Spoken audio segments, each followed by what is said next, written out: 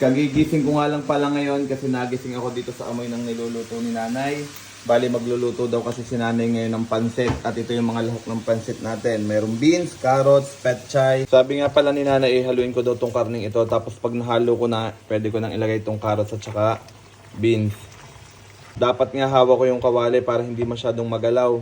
Kaya lang dahil nga nagpa-vlog ako, imbis na kawali yung hawakan ko, cellphone na lang yung hawak ko. Pinatigil nga pala ko ni nanay sa paghahalo nun kasi parang wala naman daw kwenta yung halong ginagawa ko. Ito nga pala yung lulutuin namin, pansit bihon. Kaya lang wala kami nabiling pansit canton kaya ito na lang.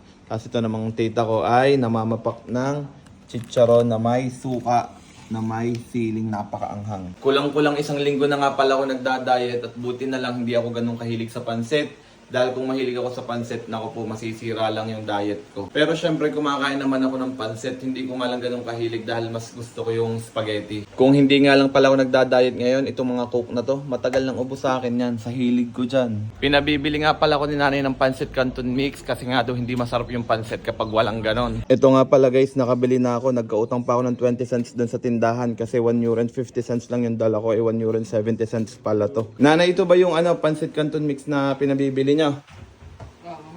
Yan. May utang akong 20 cents dun sa tindahan kasi kulang yung pera ko. Paglipas nga ng unting minuto, ito luto ng ating pansit. At kung napapaibig kang kumain, meron din tayo ditong sardinas. Gising na rin nga pala ngayon si Mati at medyo masama pa rin yung pakiramdam. Nilalagnat ng konti tapos inuubo din. Basta okay ka lang?